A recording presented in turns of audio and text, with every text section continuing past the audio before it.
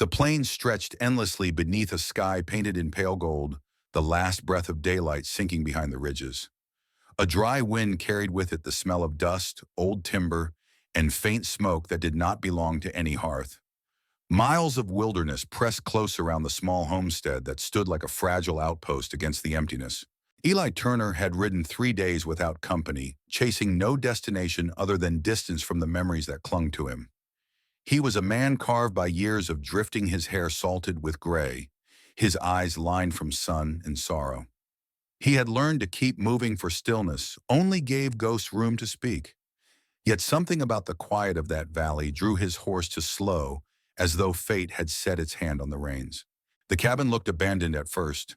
Shutters broken, one window smashed, a door hanging slightly ajar. Then the sound came, faint but sharp enough to cut through the wind, a muffled cry. Eli dismounted, boots sinking into dry earth as he moved closer. The cry came again, soft and ragged, the kind that carried more fear than hope. Inside the cabin, chaos told its story.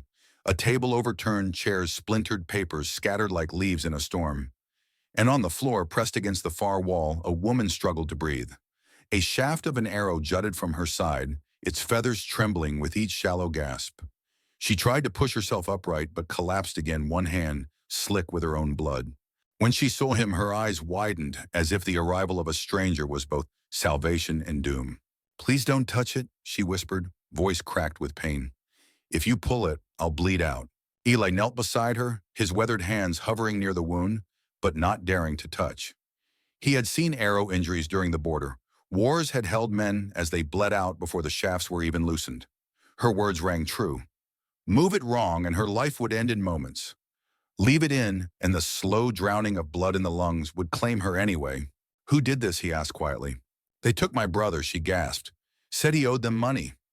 They will come back for me when they are done with him. You should go before they return." Her name came haltingly from her lips.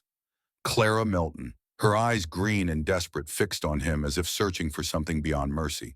Outside, his horse stamped nervously, ears flicking toward the horizon. Eli's instincts sharpened. The wind carried a distant rumble. Not thunder, but hooves. "How many?" he asked. "6, maybe more." Clara managed, her breath catching on blood. "They came at sunset."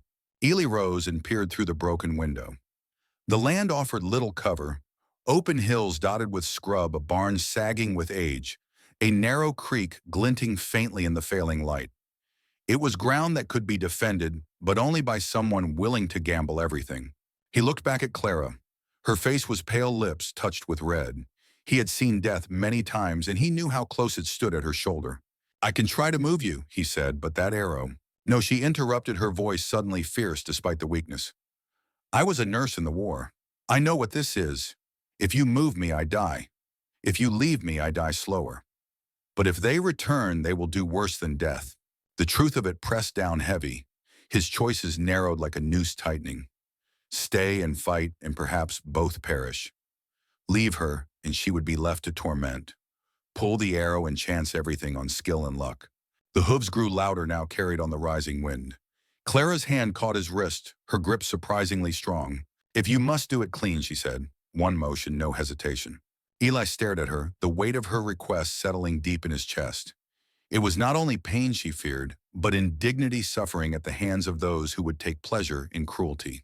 Outside, laughter cracked against the night, harsh and careless. Torches flickered along the ridge as riders descended. The cabin filled with the glow of fire and the echo of iron-shod hooves striking earth. Clara's eyes locked on his. "Promise me," she whispered. "Promise you will not let them take me."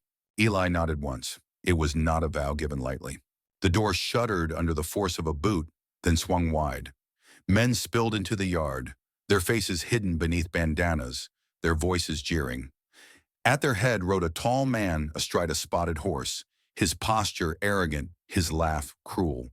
"Clara Milton," the man called, his voice carrying with practiced menace. "We said we'd be back." Eli pressed against the wall, his revolver already in hand. The odds were against him, 6, perhaps 7, and only 6 bullets in his gun. But numbers mattered less to a man who had stopped caring whether he lived another dawn. He looked at Clara, her breath ragged, the arrow casting a long shadow across the wooden floor. Her eyes dimmed with pain still held a flicker of belief that he might be the one to stand between her and the dark. When the shooting starts, Eli whispered, "You stay down. Whatever happens, do not move that arrow." She gave a faint nod, then her gaze shifted toward the barn. Her lips parted, barely a breath escaping cellar behind the hay. Safe. The door burst inward with a crash, filling the cabin with torchlight and smoke. The leader stepped through, a shotgun resting easy in his hands. His smile was sharp and cold. "Well," he sneered, "looks like the lady found herself a guardian angel." His gaze flicked to Eli's revolver. "But angels die same as men." Eli's heartbeat thundered, but his voice stayed level. "Maybe, but I've had worse nights." The room tensed, the silence before violence stretching thin as glass. And in that fragile pause, Clara's hand brushed against his, again pressing something small and metallic into his palm. A key worn smooth from years of use. Their eyes met, and in her gaze was a message unspoken but clear. The cellar. The storm broke. The first shot came from outside, a harsh crack that shattered the pause and sent splinters leaping from the doorframe. The leader did not flinch. He stood in the entrance, a black shape against the torchlight, and tilted his head as if he had all the time in the world. Behind him, men spread along the windows, shadows moving with the restless orange glow. Smoke curled through the gap like a snake tasting the air. Eli slid a foot back and lowered his center of gravity the way he had done 100 times when there was no room to miss. The floor had a tilt to it, a subtle sag toward the kitchen corner, where the roof had leaked one winter too many. He fixed that angle in his mind. The small things mattered when the big things could not be changed. The leader said to the men at the windows that they should watch the old drifter and not get excited. Then to Clara he said that her brother had screamed but had been spared for now, because a debtor with hope talks faster than a corpse. His voice was not loud, but it carried smooth and cold. It was the voice of someone who enjoyed the slow peel of fear. Eli lifted his left hand palm outward as if in surrender. With his right he eased the revolver to the floor. The metal kissed wood soft as a breath.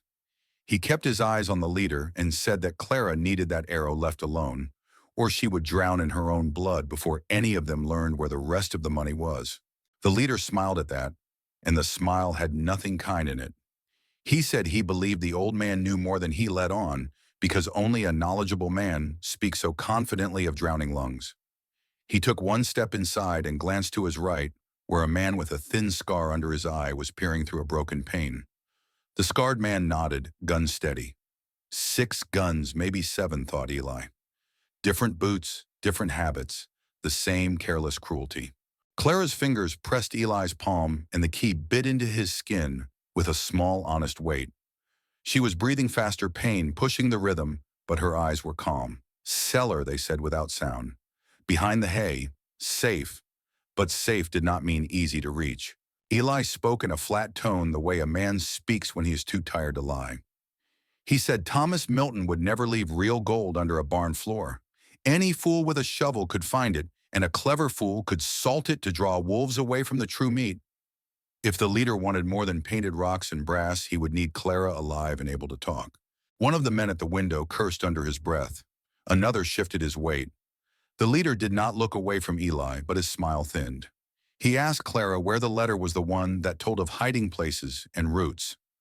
Clara let a broken cough scrape out of her chest and said there was no letter they could read without her. It was not bravado.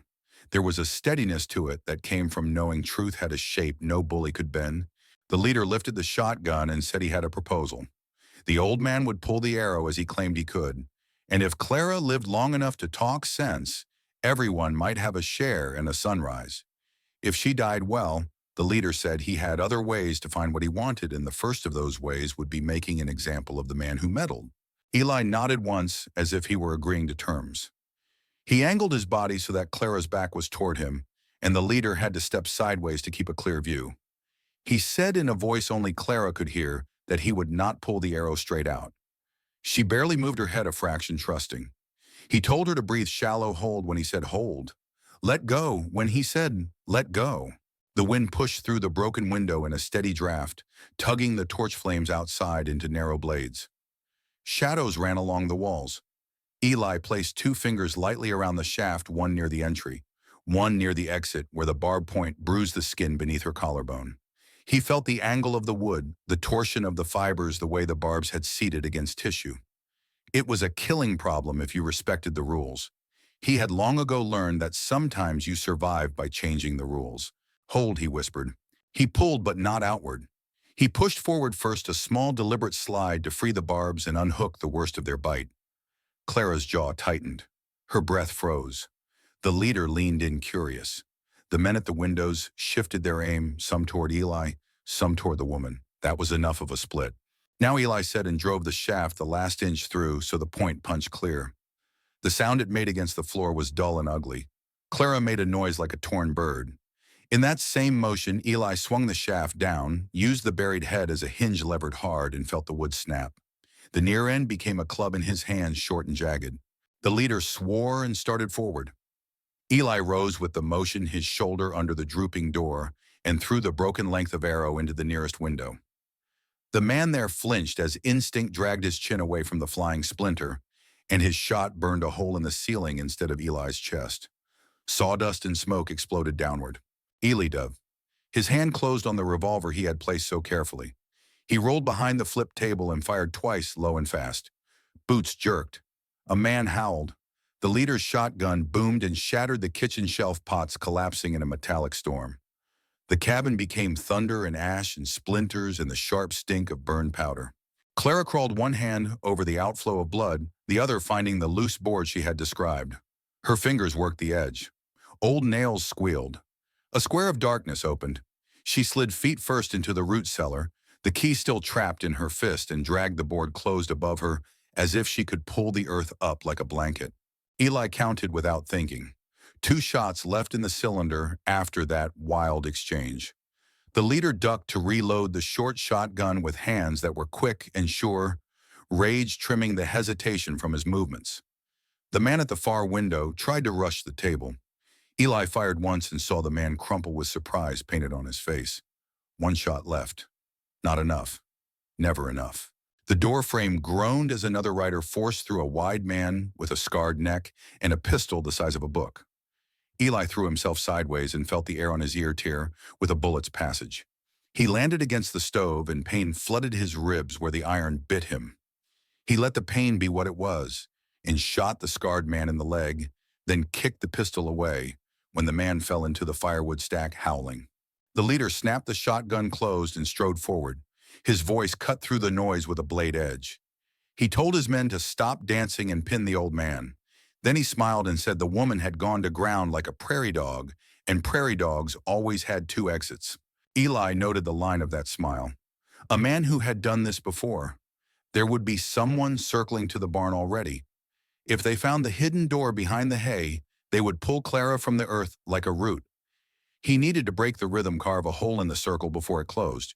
He grabbed the poker that lay near the stove and thrust it into the coals with a hiss. Sparks leaped like startled bees. He stood revealing his position on purpose, and the leader raised the shotgun. At that moment, Eli yanked the glowing poker out and whipped it in a hard arc at the doorway. A shower of red stars filled the frame. Men flinched instinctively from the bright pain. The leader's shot went high and tore the rafters, showering everyone with dust the color of old bones. Eli ran not to the door, but past it, shouldering the sagging wall where the structure had rotted around a beam. Boards groaned, nails screamed and let go. The corner of the cabin slumped and a wave of debris slid outward like a collapsing dune. 2 men tumbled, coughing and blind. The torch outside fell and sputtered out in dirt and wind. He burst through the gap he had made and sprinted toward the barn lungs, burning revolver, empty now. But in his hand anyway, because habit is a kind of courage. The night opened around him wide and cold. Rain began in fat drops that tasted like iron.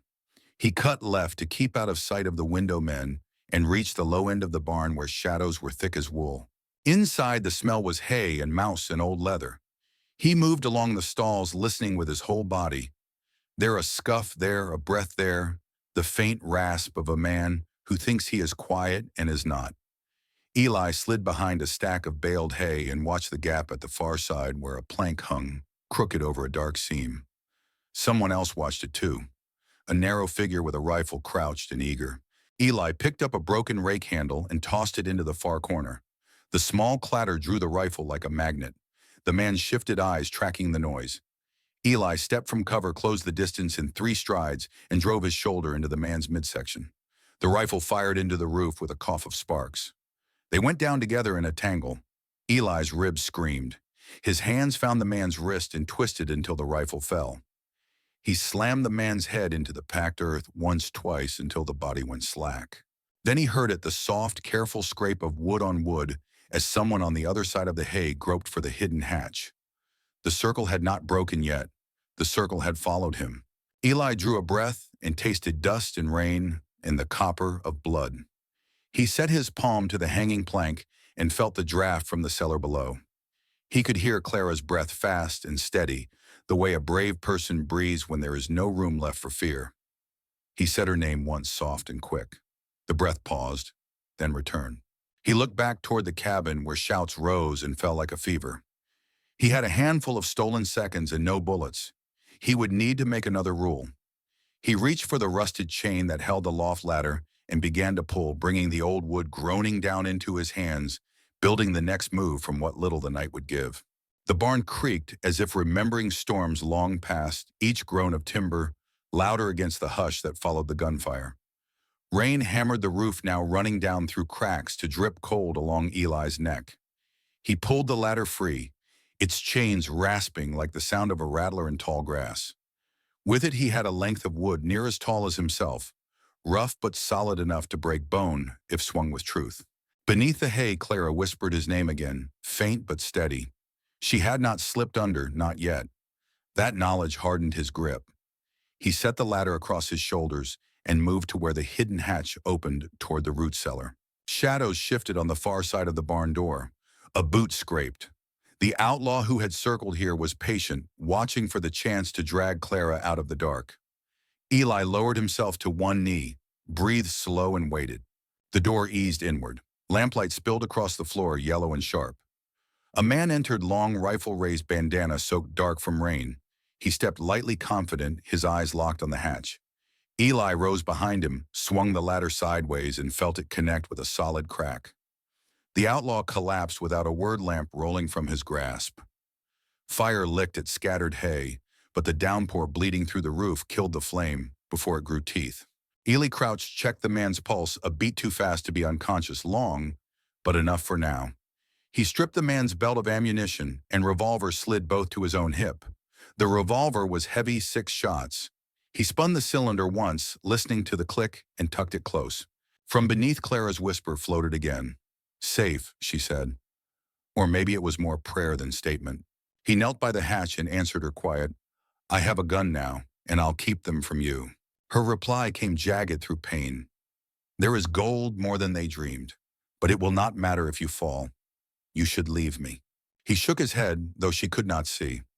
Leaving had been his way for too many years, from places, from people, from chances that hurt to hold. He was too tired to run any further. Thunder broke wide across the plains, rattling the barn walls. Voices shouted from the cabin, angry, confused, searching. The leader had not lost his hold on the rest yet.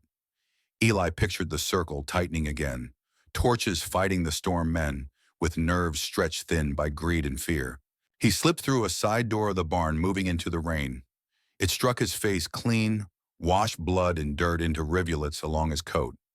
He crouched low, moving from shadow to shadow, until he reached the creek that split the land east of the homestead. Swollen by rain, its current raced quick and mean.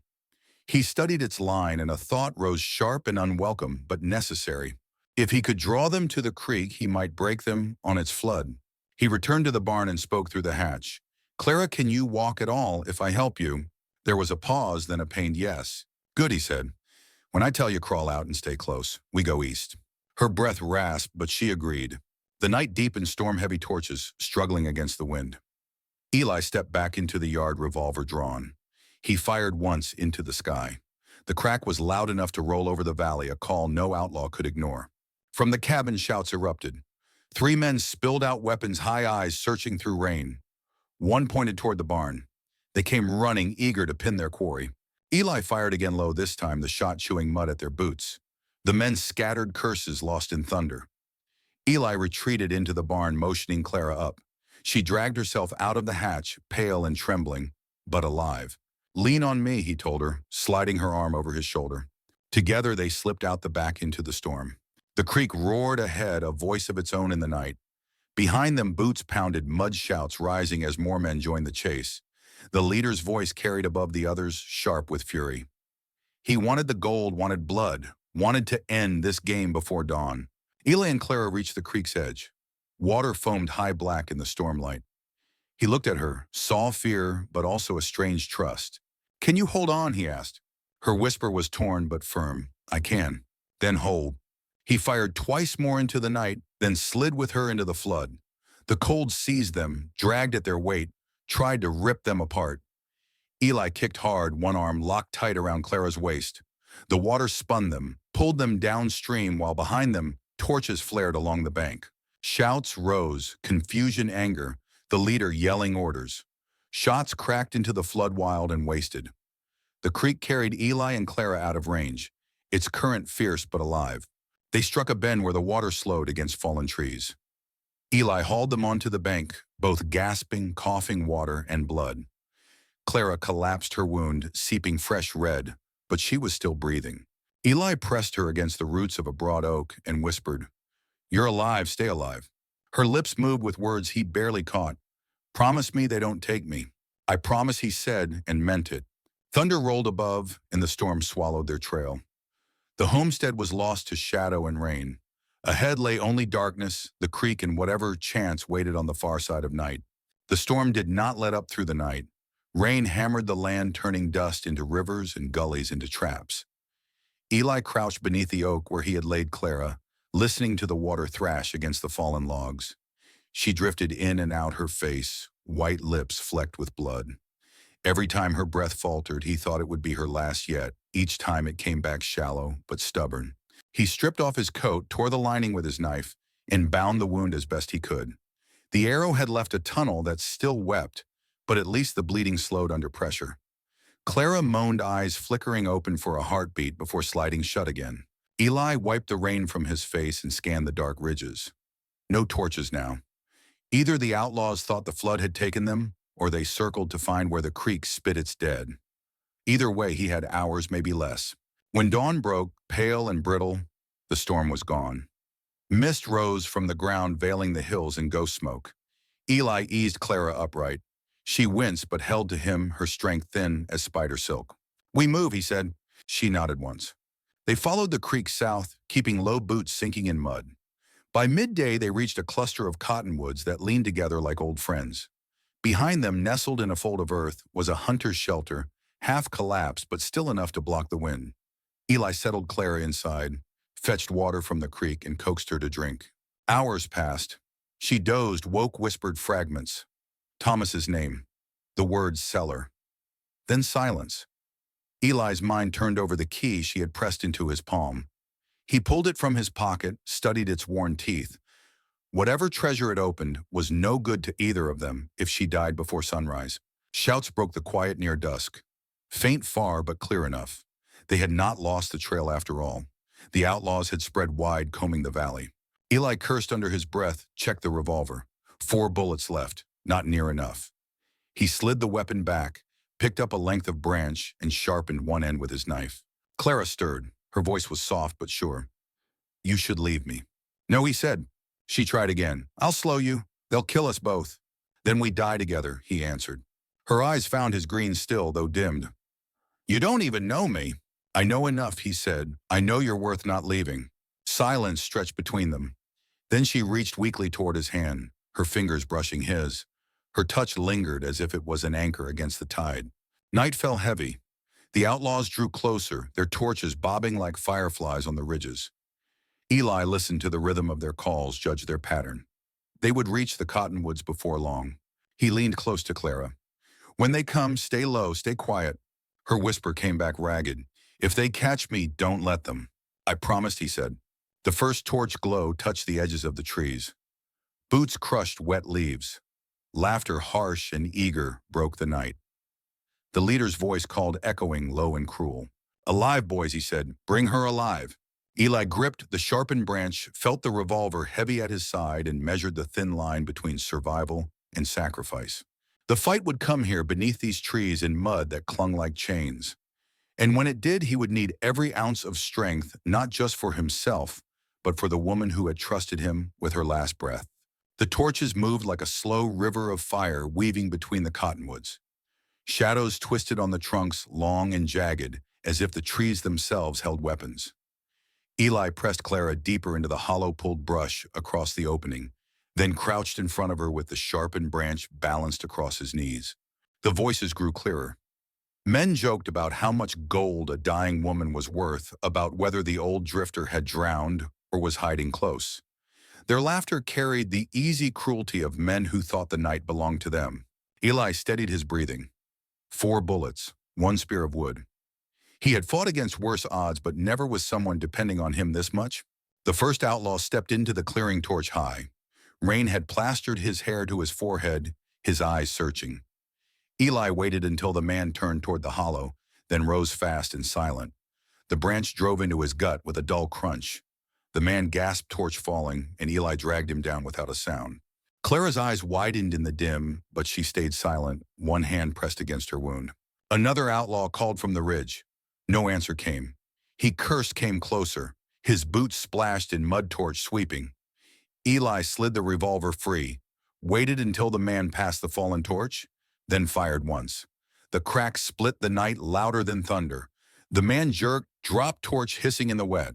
Shouts erupted, torches swung. The leader's voice cut through sharp with rage. "He's here! Spread out!" Eli grabbed Clara, helped her to her feet. "We move now." They stumbled through the trees, mud sucking at their boots. Clara clung to him, breath ragged but determined. Behind them, men crashed through brush, their firelight growing brighter. They reached a rise where the land broke into scrub and stone. Below lay the faint outline of an old trail winding toward the distant hills. Eli pushed Clara ahead of him, urging her forward. Gunfire cracked. Dirt spat near his feet. Eli spun, fired twice into the torches. One went out, a scream following. Another man ducked, cursed. 2 bullets left. Clara staggered, nearly fell. Eli caught her, dragged her onward. Her blood soaked into his shirt, warm even in the cold night. The leader's voice carried from behind. "You can't run far, old man. Give her up and we'll let you die quick." Eli did not answer. His breath came harsh, his muscles burning, but his grip on Clara did not falter. They reached a gully where rocks jutted like broken teeth. Eli guided Clara into the shadows, pressed her against the stone. "Stay here," he whispered. She clutched his arm. "Don't leave me." "I'm not," he said.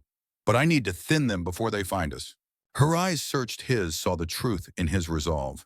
She let go, though her fingers trembled. Eli climbed the ridge, moving low. The outlaws' torches were scattered now, a net closing in. He picked the nearest, waited until the man turned, then threw a rock into the brush. The outlaw swung his torch, exposing his face. Eli fired. The man dropped, torch rolling into the mud. 2 bullets left became 1. The others cursed, fired blindly into the dark. Eli ducked low, slid back toward Clara. She looked at him, pale but alive. "How many?" she whispered. "Enough," he said. "Too many." Thunder rolled again, though the storm had passed. It was the sound of hooves, now faint but growing. Both of them froze, listening. "More riders," Clara breathed. Eli clenched his jaw. If it was reinforcements for the outlaws, the night was lost. But if it was chance, if it was something else. He tightened his grip on the revolver on the last bullet. "Stay ready," he told her. The hoofbeats drew closer, steady, relentless like fate itself, riding out of the dark. The hoofbeats grew louder, a steady drumming that shook the wet ground beneath their feet. Clara's hand gripped Eli's arm, her breath sharp with fear. Torches wavered as the outlaws turned their attention toward the sound.